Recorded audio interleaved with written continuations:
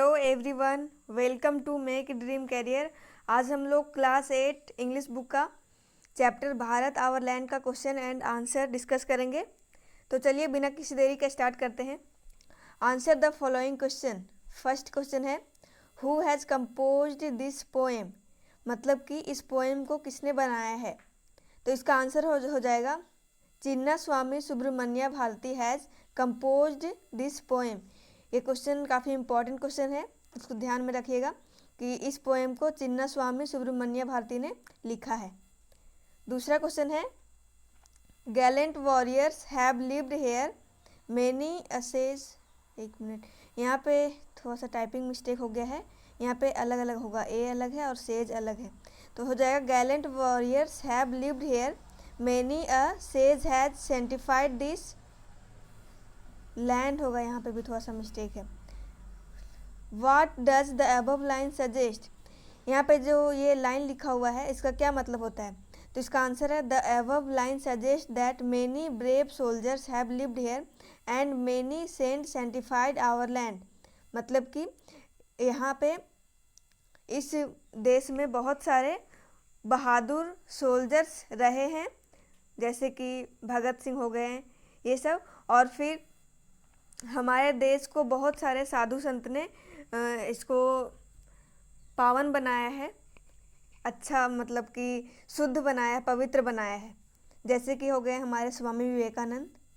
अब तीसरा क्वेश्चन देखते हैं, what does the term antiquity stand for in this poem. इस पोएम में एंटीक्विटी का क्या अर्थ होता है। एंटीक्विटी का मतलब होता है प्राचीन काल या प्राचीन काल के दिनों। तो इसका आंसर हो जाएगा अ ग्रेट एंशियंट डेज।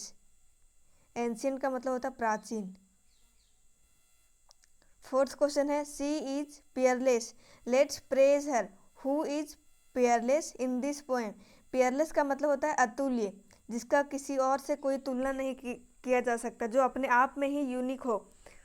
तो यहाँ पे हो गया कि वह अतुल्य है, लेट्स प्रेज हर, चलो उसकी प्रशंसा करें। Who is peerless in this poem, इस पोएम में अतुल्य कौन है, पियरलेस कौन है।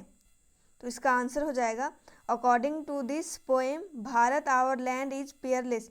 इस पोएम के अनुसार भारत जो हमारे देश है वो पियरलेस है, वो अतुल्य है, इसकी कोई दूसरे देश से कंपेयर नहीं किया जा सकता। क्वेश्चन हम लोग देखते हैं, the sunny golden land of India makes it unique, name two such things that make India unique. यहाँ का जो बहुमूल्य भूमि है वो है सो इस देश को यूनिक बनाता है। कि बहुमूल्य भूमि यानी कि इस देश में ऐसा कोई भी अनाज नहीं है जो यहाँ पे नहीं हो सकता, नहीं उग सकता। इस देश में हर चीज़ उग सकता है। यहाँ की जो भूमि है वो माइन से भरा हुआ है और यहाँ पे खेती वगैरह सारे अच्छे से हो सकता है। तो ये जो है इस देश को यूनिक बनाता है। तो ऐसे हमें और दो चीज़ों का नाम बताना है जो इस देश को यूनिक बनाता है। तो इसका आंसर है generosity of Ganga and our religion, यानी कि गंगा का जो विशालता है, गंगा इतनी दूर तक जो फैला हुआ है ये, और हमारी जो रिलीजन है, मतलब कि इस देश में बहुत सारे अलग अलग धर्म का कम्बिनेशन है, मतलब डाइवर्सिटी इन यूनिटी है। ये चीज़ हमारे देश को ऐसो यूनिक बनाता है कि ऐसे और भी दूसरे देश में नहीं है। ये सारी चीज़ें हमारे देश को अलग बनाता है दूसरों से। सिक्स्थ क्वेश्चन है, the poet describe the Ganga as generous, suggest two more adjectives that can be used with the Ganga. यहाँ पे इस पोएम में जो पोएट है वो गंगा को है सो डिस्क्राइब किए हैं जेनरस के रूप में, यानी कि विशाल है। ये जो नदी है वो बहुत विशाल है। तो इसी तरह के हमें दो और एडजेक्टिव्स बताना है। एडजेक्टिव्स क्या होते हैं, तो ऐसे वर्ड्स जो नॉन या प्रोनाउन के बारे में डिस्क्राइब करते हैं, उसके बारे में बताते हैं, कोई विशेषता बताते हैं। तो यहाँ पे जो गंगा है वो नाउन है, तो यहाँ पे एक एडजेक्टिव यूज किया गया है जेनरस। तो इसके बारे में और हम लोग क्या एडजेक्टिव्स यूज कर सकते हैं, आप लोग कमेंट में दूसरा भी बता सकते हैं। फर्स्ट है यहाँ पे हॉली, नेक्स्ट है ऑस्पिशियस। ऑस्पिशियस का मतलब होता है पवित्र, हॉली का मतलब भी होता है शुद्ध, पवित्र। तो ये दो एडजेक्टिव्स हो गए। नेक्स्ट क्वेश्चन हम लोग का है, name at least 2 other holy scriptures of India. India के 2 धर्म ग्रंथों का महान धर्म ग्रंथों का नाम लिखना है। धर्म ग्रंथ क्या होता है? तो ऐसा ग्रंथ है जिसमें किसी एक स्पेसिफिक धर्म के बारे में पूरा डिस्कशन रहता है, चर्चा रहता है, उससे उस धर्म के बारे में हर चीज़ लिखा हुआ रहता है, उसे स्क्रिप्चर्स कहते हैं। तो इसका आंसर है रामायण एंड महाभारत। ये दो इंडिया का महान स्क्रिप्चर्स है, ये हिंदू धर्म का स्क्रिप्चर्स है। आगे का क्वेश्चन देखते हैं। Match the following. Gallant, Gallant का मतलब होता है बहादुर।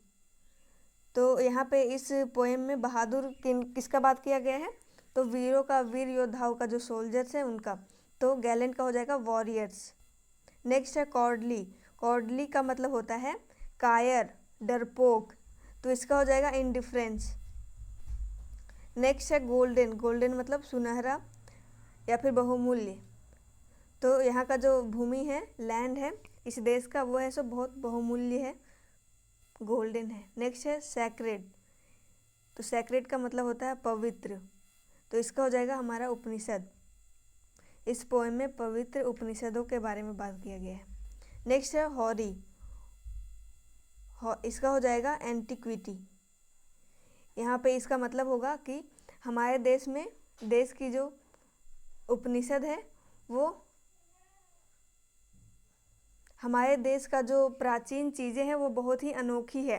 जैसे कि आप है सो साउथ में कोई टेम्पल घूम लीजिए या फिर और भी बहुत सारी चीज़ें, ये यहाँ का बहुत अलग है। जो उसमें जो टेम्पल बनाया गया है वो इतने अच्छे तरीके से डिज़ाइन किया गया है कि वो हमें बाकी देशों से अलग बनाता है, और ये सारे हमारे प्राचीन काल में बनाए गए हैं।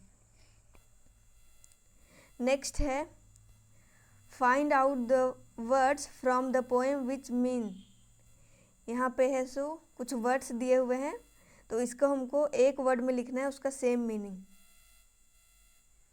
तो यहाँ पे हो जाएगा इक्वल टू और better than another in strength. ऐसा चीज़ जो काफ़ी मजबूत हो, दूसरों से काफ़ी अलग हो, बहुमूल्य हो। तो इसका हो जाएगा पियरलेस। पियरलेस का मतलब तो पता है कि अतुल्य, जो जिसका कोई किसी से कंपैरिजन नहीं है, जो अपने आप में यूनिक है। नेक्स्ट है हैविंग ब्राइट सनलाइट। तो इसका हो जाएगा sunny. To speak of with admiration and approval. Admiration का मतलब होता है प्रशंसा करना। तो किसी के बारे में पूरा अच्छे से बात करना, प्रशंसा करना, तारीफ़ें करना। तो इसका हो जाएगा प्रेज। प्रेज का मतलब होता है तारीफ़ करना। नेक्स्ट है शोइंग लैक ऑफ करेज। तो लैक का मतलब होता है कमी, तो और करेज का मतलब होता है साहस। तो साहस का कमी यानी कि कायर हो, कोई डरपोक हो, तो इसका होता है कॉवर्डली। नेक्स्ट है the state of being poor. तो इसका हो जाएगा पॉवर्टी, मतलब गरीबी। नेक्स्ट है circle the words mentioned in the poem. ऐसे शब्दों को हम लोग को सर्कल करना है जो इस पोएम में बताया गया है। तो इसमें हो जाएगा बुद्धा, कृष्ण के बारे में इस पोएम में डिस्कशन नहीं है। नेक्स्ट है गंगा, बाइबल के बारे में भी नहीं है, हिमालय के बारे में भी नहीं है, ब्रह्मा के बारे में है, और फिर सेज के बारे में। सेज मतलब होता है साधु संत। अब हम लोग आगे देखते हैं सी रीड एंड राइट। पढ़िए और लिखिए। तो यहाँ पे है we are proud of our motherland. यानी कि हम लोग, मदरलैंड का मतलब होता है मातृभूमि। तो हम लोग का जो मातृभूमि है उस पर हम लोग को बहुत गर्व होता है। से few sentences in praise of Bharat. कुछ ऐसे सेंटेंस को लिखे जो भारत के बारे में हो, जो भारत की तारीफ़ें करता हो। सम क्लूज आर गिवन बिलो। कुछ है सो क्लू है सो नीचे दिए हुए हैं। क्लू का मतलब होता है कुछ हिंट्स दिए हुए हैं, कुछ बताए गए हैं, तो उसके अकॉर्डिंग हम लोग को है सो सेंटेंस बनाना है। जैसे यहाँ पे फर्स्ट क्लू है वास्ट लैंड। वास्ट लैंड का मतलब बहुत बड़ा भूमि। नेक्स्ट है फ्रॉम कश्मीर टू कन्याकुमारी। तो ये सारे वर्ड्स है, तो इसका हम नीचे लिखे हुए हैं। जैसे कि यहाँ पे है India is our motherland, it spreads from vast land. एक minute. India is our motherland, it is a vast land. यहाँ पे हो जाएगा जो ब्लैंक्स दिया हुआ है, यहाँ पे ब्लैंक है नहीं, लेकिन आप लोग को समझ आना है कि यहाँ पे खाली छोड़ा गया है, तो यहाँ पे कुछ फिल होगा। तो जैसे कि यहाँ पे जैसे ये अरेंज किया हुआ फर्स्ट सेकेंड थर्ड, तो उसी तरह से यहाँ पे जो भी ब्लैंक्स है उसमें ये फिल हो जाएगा। जैसे इंडिया इज आवर मदरलैंड, यहाँ पे कोई ब्लैंक नहीं है, ये नहीं है यहाँ पे। इट इज़ अ, यहाँ पे हो जाएगा vast land, it spreads from Kashmir to Kanyakumari. तो इस तरह से आप लोग फिल कर लीजिएगा, ये आप लोग के लिए होमवर्क है। तो मिलते हैं नेक्स्ट वीडियो में। आई होप कि ये वीडियो आप लोग के लिए हेल्पफुल होगा। Thanks for watching.